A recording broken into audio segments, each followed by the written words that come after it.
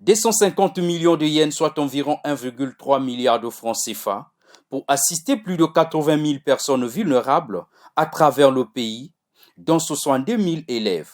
Ce don du gouvernement japonais va permettre au PAM, Programme alimentaire mondial en République du Congo, de disposer des repas chauds et nutritifs des apprenants au quotidien. Ceci en vue d'assurer l'accès à l'éducation, mais aussi et surtout d'augmenter le taux de fréquentation à l'école. Les repas scolaires permettent non seulement d'améliorer la santé et la nutrition des élèves, mais aussi de renforcer l'accès à l'éducation des groupes les plus vulnérables, notamment les familles autochtones. Une autre partie de ce don sera dédiée au traitement de la malnutrition chez les femmes enceintes et allaitantes, ainsi qu'à l'assistance alimentaire en faveur des réfugiés et des demandeurs d'asile en République du Congo provenant de pays voisins en conflit. La cantine scolaire est un levier pour la motivation des enfants. L'ambassadeur extraordinaire et plénipotentiaire du Japon en République du Congo, Hiroyuki Minami, revient sur son bien fondé. Cette assistance démontre encore une fois l'attachement du Japon à la vision du chef d'État et du gouvernement de la République du Congo qui font du développement agricole et de l'amélioration de la sécurité alimentaire un des thèmes majeurs du Plan national de développement 2022-2026. Le ministre de l'enseignement préscolaire, primaire, secondaire et de l'alphabétisation, Jean-Luc Moutou, quant à lui, a rappelé la genèse de la mise en place de cantines scolaires. Le décret 2017-516 du 29 décembre 2017 portant réorganisation du ministère de l'enseignement primaire, secondaire de l'alphabétisation en son article 3 crée au sein de la Direction générale de l'enseignement de base (DGEB) une direction de l'alimentation scolaire, structure de pilotage et de coordination interne du PNEAS pour donner à l'alimentation scolaire sa vraie place dans le système éducatif congolais et de jouer un rôle de plateforme centrale et de fenêtre d'opportunité pour le développement des secteurs socio-économiques en privilégiant particulièrement le secteur agricole. Monsieur le Président de la République, chef de l'État, Son Excellence Denis Sassou Nguesso, réitère par ma voix et celle du gouvernement tout l'intérêt qu'il accorde à la coopération entre nos deux pays. 7 départements vont bénéficier de cette aide, à savoir le Pôle, la Bouenza, la Lekumu, les Plateaux, la Cuvette, la Likwala et la Songa.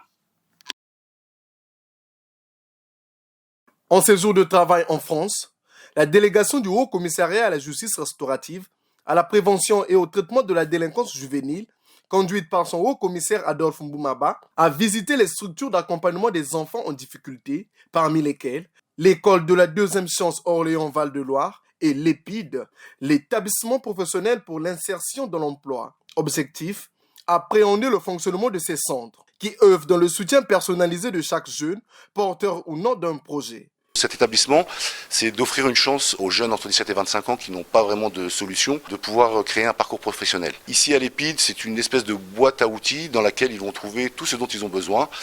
À titre d'exemple, un accompagnement en insertion professionnelle, un accompagnement social pour par exemple trouver un appartement, se déplacer, la possibilité de passer un permis à un coût très réduit, les équipements sportifs. On fait beaucoup d'actes de civisme. Le pari, c'est qu'en 8 mois, le jeune puisse trouver sa voie et que nous, on lui donne toute l'aide possible pour qu'il puisse accéder à cette requête, à savoir trouver un métier ou une formation qualifiante. Ces structures constituées en réseau font bénéficier à ces jeunes un appui financier avec l'aide du gouvernement français. La formation qu'on propose est gratuite et rémunérée. Les jeunes ont une allocation tous les mois de 520 € qui est composée en 2 parties. Ils ont 460 € sur leur compte et une partie d'épargne qu'on leur donne à la fin du parcours. Donc voilà, il y a un engagement de volontariat de leur part, mais en tout cas, pas de frais financiers à leur charge. Partir sur de bonnes bases et trouver des solutions à leur insertion professionnelle. Ne laissez aucun jeune pour compte. C'est le cheval de bataille de l'ancienne première ministre de France, Edith Cresson, conceptrice de l'école de la deuxième chance Orléans-Val-de-Loire. Mais pour quelles raisons? Il y a des foyers où jamais aucun livre n'a pénétré, où il y a une inculture totale. Et donc, les jeunes des milieux favorisés, comme par hasard, réussissent mieux que ceux des milieux défavorisés. Pourtant, ceux des milieux défavorisés ne sont pas moins intelligents. Donc, c'est ça le problème que je me suis posé. Donc, il y a quelque chose qui manque, et c'est ce manque que nous essayons de combler avec les écoles de la deuxième chance. C'est la raison pour laquelle, bien sûr, nous diffusons un enseignement, mais en même temps, nous nous intéressons à la personne. Et chaque personne est différente, c'est la raison pour laquelle nous avons des entretiens en tête-à-tête, très régulièrement avec eux, pour connaître leurs problèmes de santé, de famille, etc. Et savoir s'adapter exactement à l'état dans lequel ils sont. Et puisqu'on a des très bons résultats, ils arrivent à rattraper le retard qu'ils avaient accumulé. Ces expériences peuvent aussi être adaptées dans n'importe quel pays, notamment au Congo, avec l'ouverture des centres de rééducation et de réinsertion socio-professionnelle en cours de Bokania et d'Aubéville, à Ranchéry, Edith Crescent.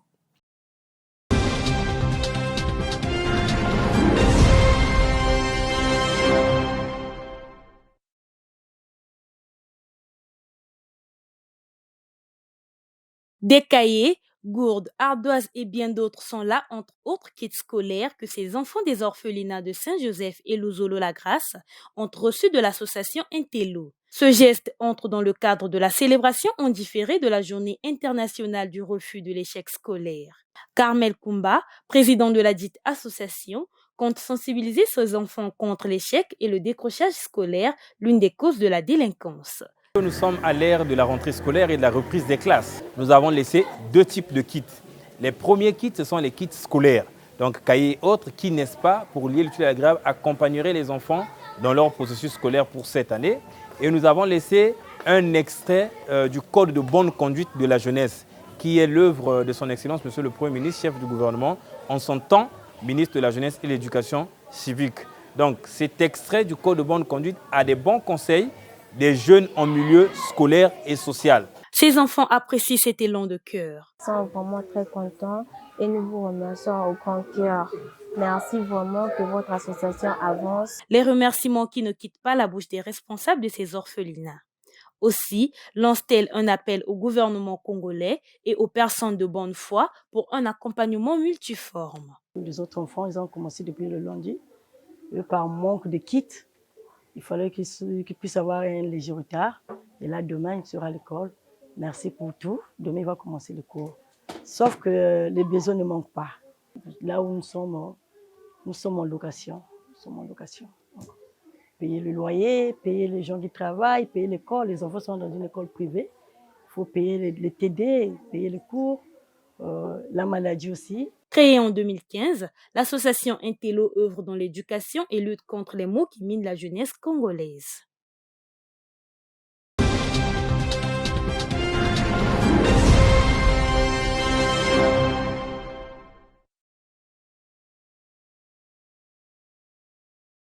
Le lycée de Ngangalingolo a été créé en 2013 pour accueillir les élèves des villages Ntula, Makana, Linzolo et bien d'autres localités du département du Pôle.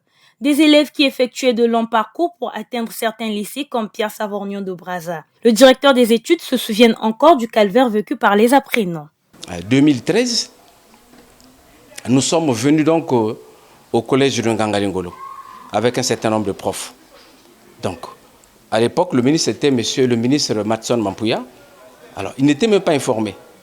Donc, nous sommes venus. On a eu donc 2 classes de seconde A de plus de 80 élèves, 2 classes de seconde C également de plus de 80 élèves. Et donc, nous avons fonctionné comme ça avec les professeurs du CG qui venaient en appoint pour compléter les départements qui étaient déficitaires. Donc, c'est en 2014 que le ministre prend une note officielle qui crée le lycée de Ngangalingolo. De sa création à aujourd'hui, le lycée a connu 3 proviseurs. Quant aux effectifs, l'établissement scolaire affiche cette année 1500 élèves, dont 932 filles. C'est un lycée qui a connu donc 2 proviseurs. Et moi, j'en suis le 3e. Je suis heureux en fait de prendre cette noble responsabilité avec une équipe que j'ai trouvée assez chaleureuse, L'équipe de maîtrise est composée de 6 membres. Nous avons une équipe administrative, 11 agents. Nous avons 44 enseignants dans l'ensemble. Et malheureusement pour nous, sur les 44, il y a au moins la moitié qui est prestataire. Pourtant, le lycée de Nganga-Lingolo n'est pas à l'abri des difficultés communes à beaucoup d'écoles et surtout l'insuffisance d'enseignants.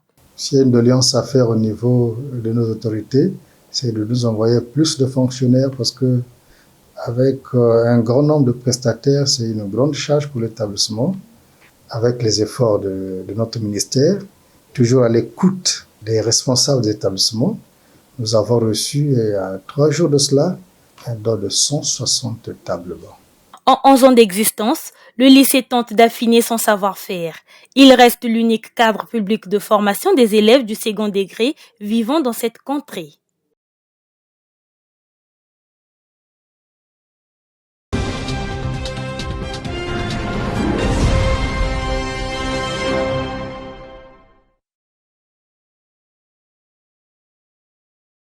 Le 5 octobre, une journée dédiée aux enseignants.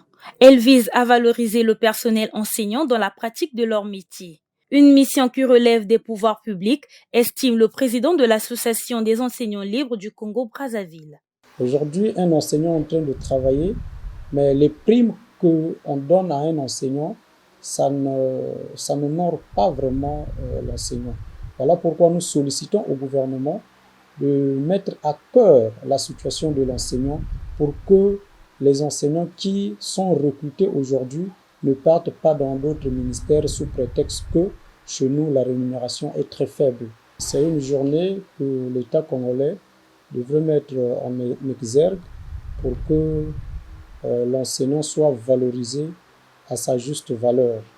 Parce que sans l'enseignant, on ne peut pas parler du développement dans notre pays.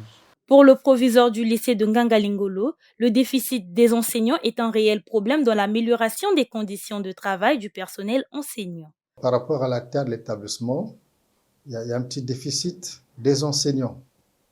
Nous avons 44 enseignants dans l'ensemble. Et malheureusement pour nous, sur les 44, il y a au moins la moitié qui est prestataire. Le manque d'enseignants demeure une cause des effectifs pléthoriques des salles de classe dans certains établissements scolaires.